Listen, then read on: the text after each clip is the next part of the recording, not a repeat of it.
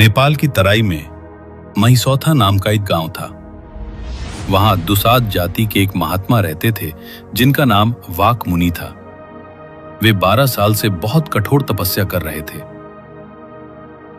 एक दिन इंद्रलोक से मायावती नाम की एक अप्सरा फूल तोड़ने के लिए महिसौथा आई। फूल तोड़ते समय उसकी नजर तपस्या में बैठे वाक मुनि पर पड़ी। उनका सुंदर और तेजस्वी रूप देखकर वो उन पर मोहित हो गई। उसने अपने रूप और हाव भाव से उनकी तपस्या तोड़ दी। तपस्या भंग होने पर वाक मुनि को बहुत क्रोध आया। उन्होंने मायावती को श्राप दिया कि अब उसे इंद्रलोक में रहने का स्थान नहीं मिलेगा।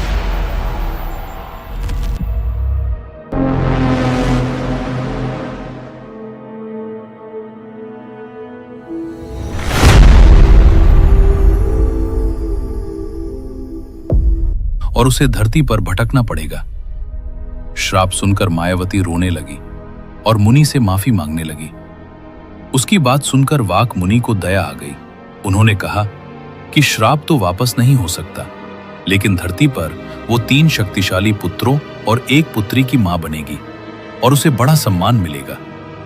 मुनि ने बताया कि धरती पर उसका नाम मंदोदरी होगा। उसका पहला पुत्र महिसौथा के कमलदह तालाब में कमल के पत्ते पर मिलेगा। उसका नाम सलहेस होगा। बड़ा होकर वो शक्तिशाली राजा बनेगा और कलयुग में भी उसकी पूजा होगी।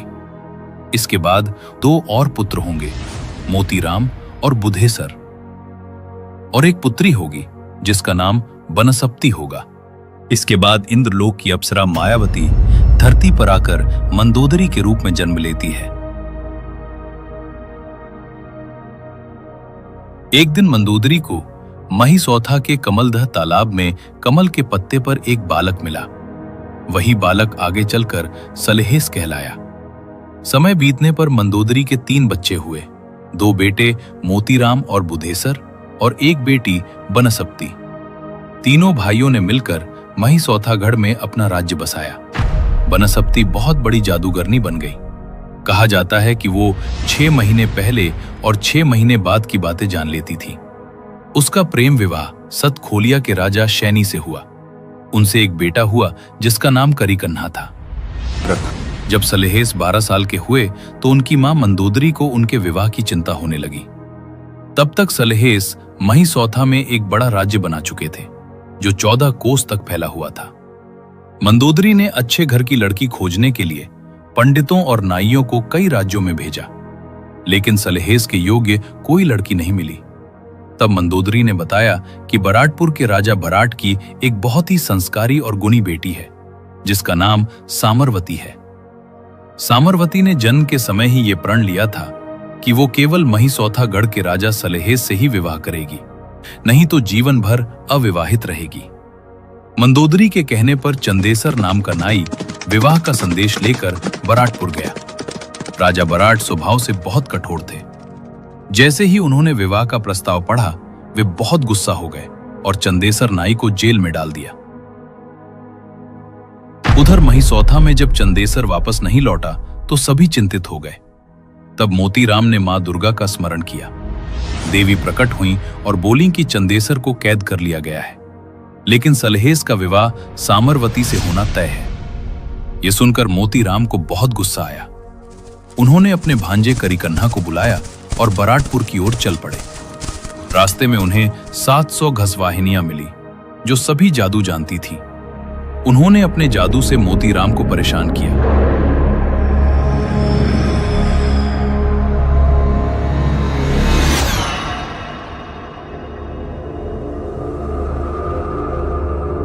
लेकिन आखिर में मोतीराम ने सबको हरा दिया।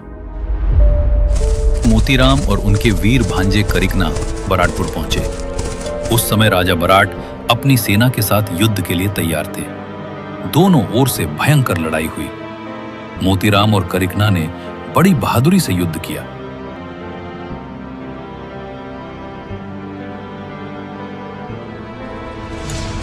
उनकी ताकत और साहस के सामने राजा बराट की सेना टिक नहीं सकी।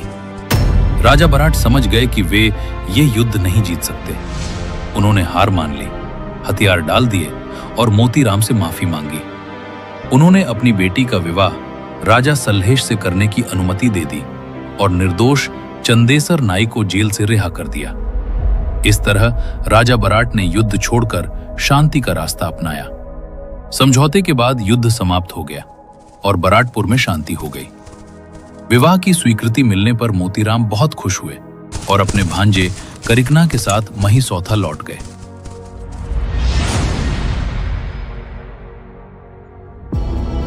प्राचीन समय में मोरंग देश पर राजा हिनपति राज करते थे।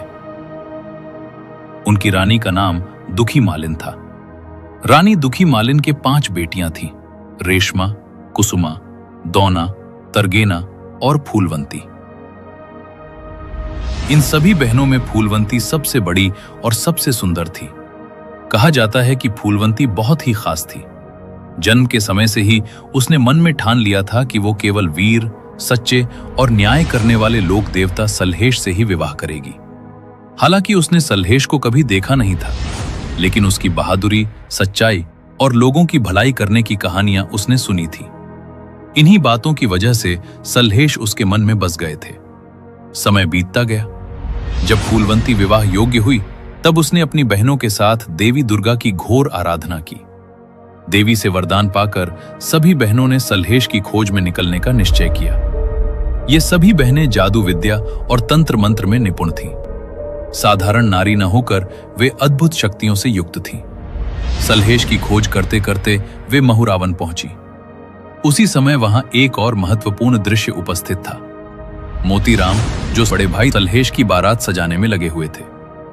सल्हेश का विवाह बराटपुर में तय हुआ था। भव्य तैयारी हो चुकी थी।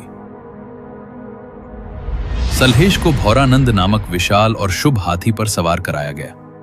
बारात प्रस्थान से पहले मोतीराम ने बारातियों को सचेत किया। उन्होंने कहा, सावधान रहना। मोरंग की 5 या 7 बहनें मलिनियां अत्यंत रूपवती और मायावी हैं। उनकी दृष्टि सल्हेश पर है, कोई भूल ना हो। दिन रहते रहते बारात बराटपुर पहुंच गई। विवाह की रस्मों के लिए शुभ मुहूर्त का इंतजार था, इसलिए बाराती विश्राम करने लगे। किसी को यह आभास नहीं था कि इसी रात से सल्हेश और फूलवंती के भाग्य की दिशा बदलने वाली है।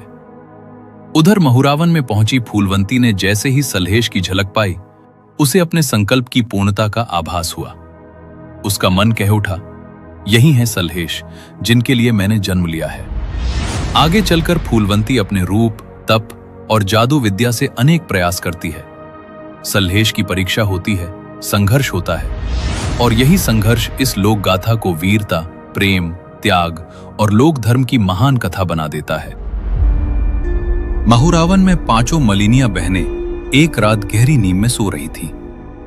तभी आधी रात को उन्हें स्वप्न में स्वयं देवी दुर्गा के दर्शन हुए। देवी ने गंभीर स्वर में कहा, हे मलिनिया बहनों, जिस वीर सल्हेश से विवाह के लिए तुमने प्रतिज्ञा की है, उसे मोतीराम राजा बराट की पुत्री से विवाह कराने के लिए बराटपुर ले जा रहे हैं। यदि सल्हेश का विवाह बराट की पुत्री से हो गया तो तुम्हारी मनोकामना कभी पूर्ण नहीं होगी।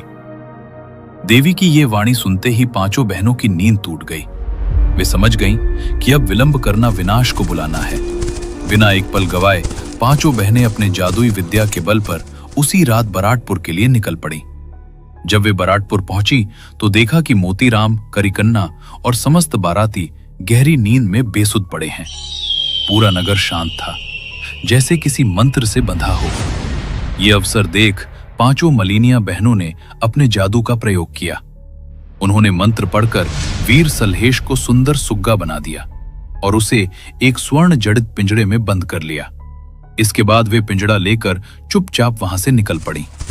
किसी को भनक तक नहीं लगी कि जिस वीर योद्धा के विवाह की तैयारी हो रही थी, वो अब एक छोटे से पिंजड़े में कैद होकर महुरावन की ओर जा रहा है। सुबह जब बराटपुर में हड़कंप मचा और सल्हेश कहीं दिखाई नहीं दिया, तब सबको समझ में आ गया कि ये कोई साधारण घटना नहीं थी। ये प्रेम, प्रतिज्ञा और देवी की इच्छा से जुड़ी एक अद्भुत लीला थी। यहीं से सल्हेश की कथा एक नया मोड़ लेती है, जहां आगे प्रेम, परीक्षा और चमत्कारों की लंबी श्रृंखला आरंभ होती है। जब बारातियों की नींद खुली तो उन्होंने देखा कि भौरानंद हाथी पर बैठे वीर सलहेश कहीं दिखाई नहीं दे रहे थे। ये देखकर बारात में हड़कंप मच गया। कोई कुछ कहने लगा तो कोई कुछ, तरह तरह की चर्चाएं होने लगी। सभी इस रहस्यमयी घटना से चिंतित और भयभीत थे। इसी बीच मोतीराम को पूरा विश्वास हो गया कि ये सब दुर्गा की माया या किसी अलौकिक शक्ति की करतूत है। बिना समय गवाए मोतीराम घोड़े पर सवार हुए और सलहेश की खोज में निकल पड़े। मार्ग में उन्होंने मां दुर्गा का स्मरण करते हुए अपने भाई के विषय में प्रश्न किया। तब देवी ने प्रकट होकर उन्हें बताया कि पांचों मलिनियां छल कपट से सलहेश को लेकर ठेंगटी गांव पहुंच चुकी हैं। मोतीराम तुरंत ठेंगटी गांव पहुंचे। वहां उन्होंने देखा कि पांचों मलिनियां सलहेश को खीर में बदलकर बरगद के पेड़ के घोंगड़ में रख चुकी हैं और स्वयं नटिन का वेश धारण कर एक ओर बैठी हुई हैं। जब मोतीराम ने उनसे सलहेश के बारे में पूछा तो पांचों बहनों ने अनभिज्ञता प्रकट की और कहा कि वे उसके बारे में कुछ नहीं जानती। लेकिन जब मोतीराम ने अपना उग्र और विकराल रूप दिखाया तब पांचों मलिनियां भयभीत हो उठीं। मारपीट और विनाश के डर से उन्होंने अपनी माया समाप्त की और सलहेश को उसके वास्तविक रूप में प्रकट कर मोतीराम के हवाले कर दिया। अपने प्रिय भाई को सकुशल पाकर मोतीराम अत्यंत प्रसन्न हुए। वे सलहेश को साथ लेकर बराटपुर लौट आए।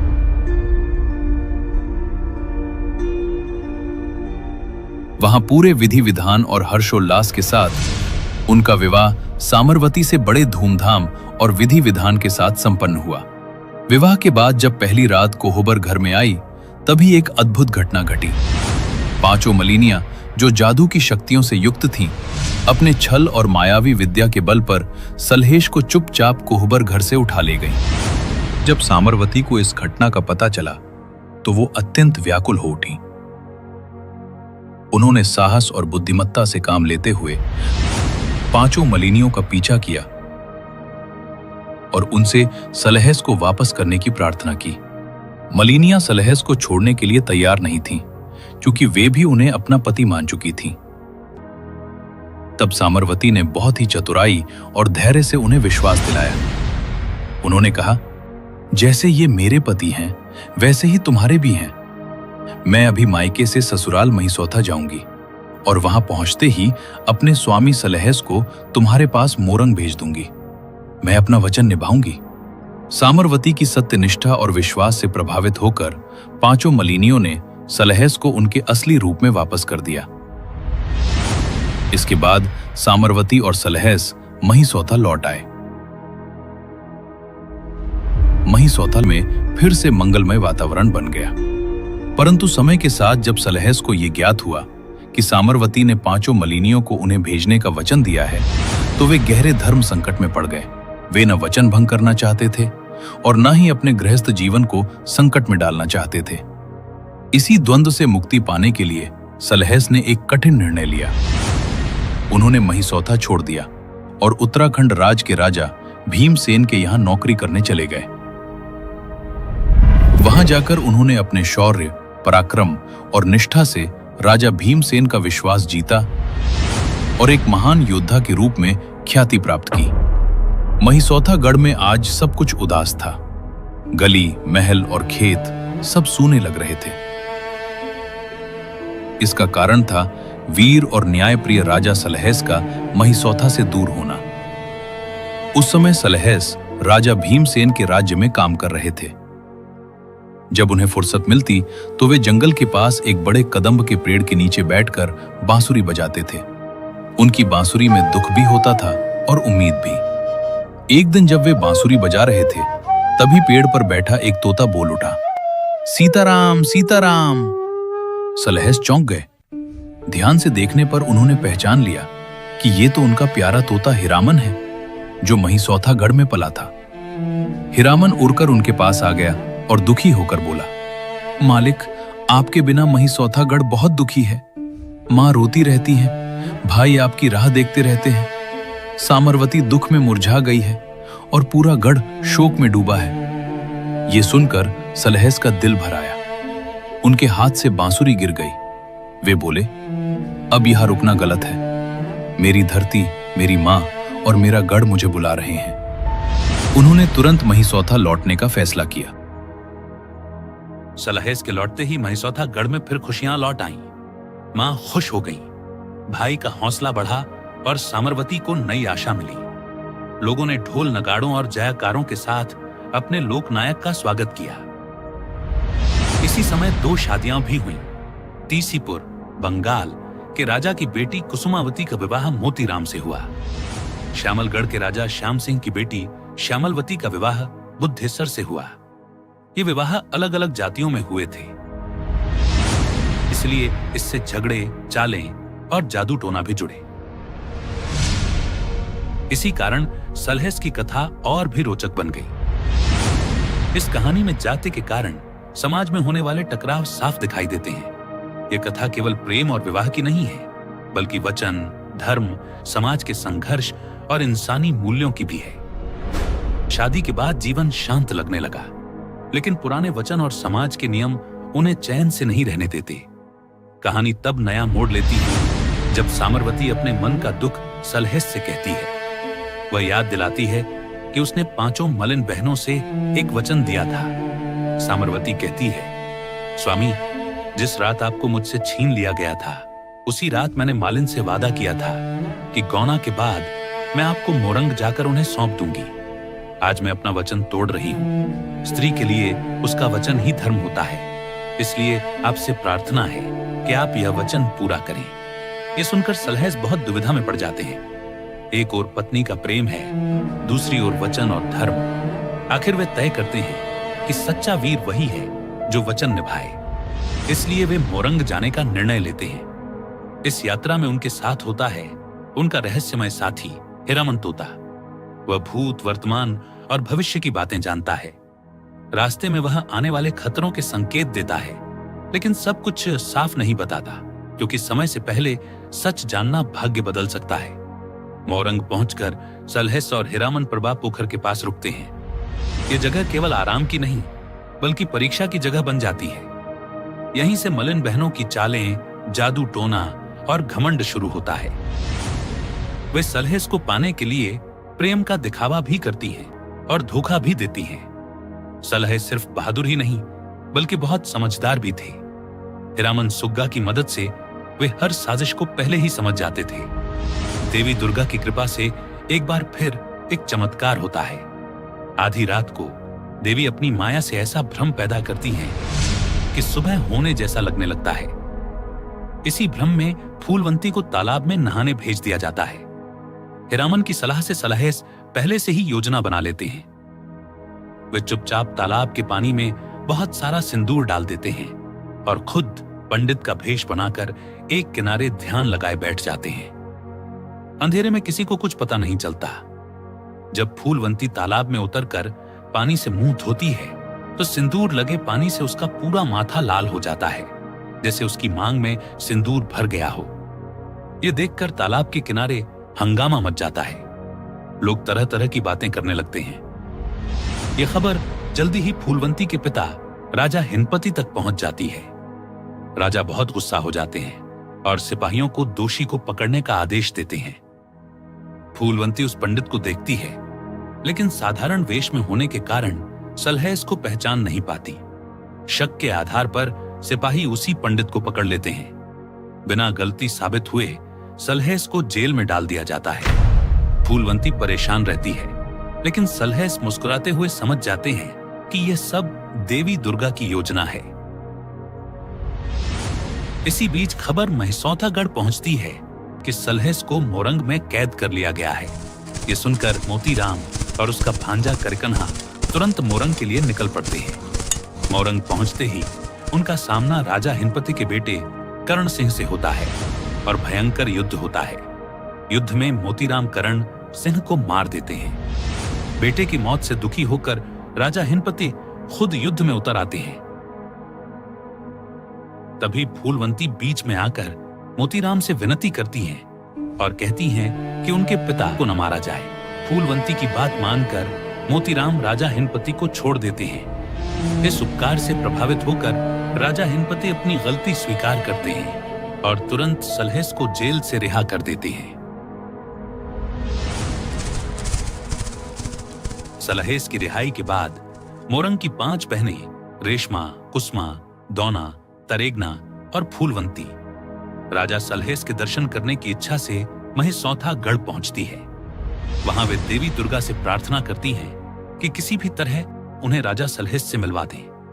उनकी भक्ति और प्रेम इतना गहरा होता है कि वे पांचों यह कसम खा लेती हैं कि अगर उन्हें सलहेस के दर्शन नहीं हुए तो वे सब एक साथ झर पीकर अपनी जान दे देंगी।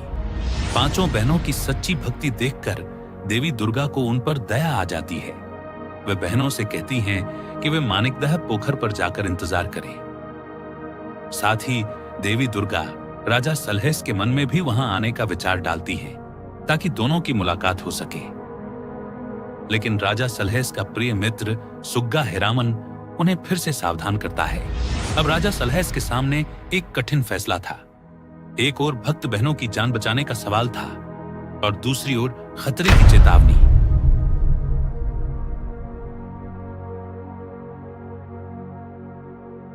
राजा सलहेस रोज मानिकदह जाकर स्नान करते थे। वहीं से फूल तोड़कर वे अपने इष्ट देवता की पूजा करते थे। ये उनका रोज का नियम था और वे किसी भी हालत में इसे नहीं छोड़ते थे। एक दिन उन्हें पता चला कि मानिकदह में कोई रुकावट आ सकती है। तब उनके भरोसेमंद साथी हिरामन ने सलाह दी कि वे पंडित का भेष बनाकर जाएं ताकि कोई उन्हें पहचान न सके और वे आराम से स्नान कर सके। राजा सलहेस ने यह बात मान ली और ब्राह्मण का वेश धारण कर मानिकदह पहुंच गए। वहां पहुंचकर उन्होंने देखा कि स्नान के पांचों घाटों पर कुछ मालिन युवतियां बैठी हुई हैं। वे किसी को भी स्नान नहीं करने दे रही थीं। ये देखकर राजा सलहेस को बहुत आश्चर्य हुआ। उन्होंने उनसे नम्रता से कहा, बेटियों, मैं एक ब्राह्मण हूं, मुझे स्नान करके पूजा करनी है, कृपया मुझे एक घाट खाली कर दीजिए। इस पर युवतियों ने कहा, पंडित जी, हम यहां राजा सलहेस की प्रतीक्षा कर रही हैं। जब तक वे नहीं आएंगे हम किसी को स्नान नहीं करने देंगी। यह सुनकर पंडित के भेष में खड़े राजा सलहेस मुस्कुराए और बोले, मैं तो ब्राह्मण हूं, राजा सलहेस तो अपने महल में होंगे, तुम यहां बेकार ही इंतजार कर रही हो। लेकिन युवतियों को उनकी बात पर भरोसा नहीं हुआ। उन्हें अपने राजा पर पूरा विश्वास था। वे बोली, नहीं पंडित जी, हमें पूरा यकीन है कि राजा सलहेस आज जरूर यहां आएंगे। उन्हें देखे बिना हम यहां से नहीं जाएंगी। राजा सलहेस ये सुनकर अत्यंत प्रसन्न हुए। उन्हें मुझे जानकर गर्व हुआ कि प्रजा के हृदय में उनके प्रति इतनी अटूट श्रद्धा और विश्वास है। जब बहनों को अपने साथ हुई ठगी का एहसास होता है तो वे क्रोधित होकर दुर्गा को भला बुरा कहने लगती हैं, क्योंकि वे दुर्गा को ही इस भ्रम का कारण मानती हैं। तब दुर्गा प्रकट होकर सच्चाई बताती हैं। वह कहती हैं, जिसे तुम पंडित समझकर ठगी गई हो वही तुम्हारे आराध्य राजा सलहेस थे। उन्होंने तुम्हारी भक्ति और धैर्य की परीक्षा ली थी। दुर्गा आगे उन्हें यह भी बताती हैं कि चंद्र ग्रहण के अवसर पर राजा सलहेस मानिकदह में स्नान करने अवश्य आएंगे और उसी समय उनका उनसे साक्षात्कार होगा। चंद्र ग्रहण का दिन आता है। पांचों बहनें मानिकदह के पास पहले से ही डेरा डालकर रुक जाती हैं। किंतु नियति का खेल देखिए, ग्रहण के समय वे गहरी नींद में सो जाती हैं। उसी समय राजा सलहेस वहां स्नान करने पहुंचते हैं। दुर्गा की कृपा से पांचों बहनों की नींद टूटती है और वे साक्षात राजा सलहेस के दर्शन करती हैं।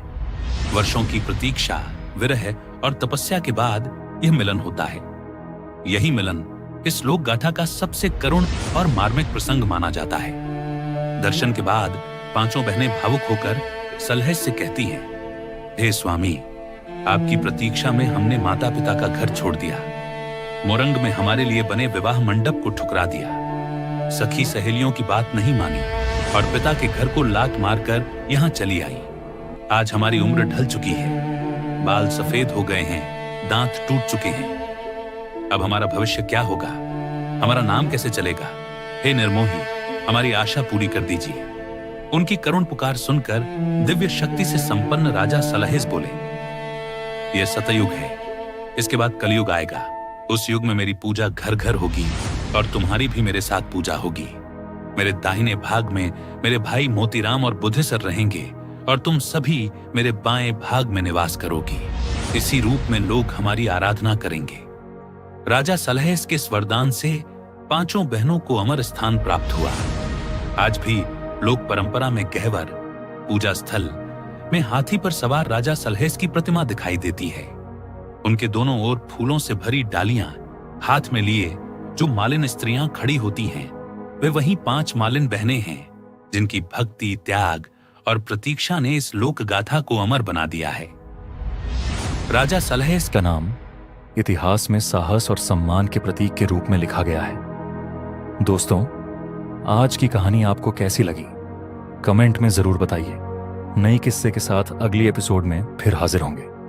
तब तक के लिए नमस्कार। ऐसी ही सच्ची और पौराणिक कहानियों के लिए हमारे चैनल रहस्य और किस्से को लाइक और सब्सक्राइब करना न भूलें।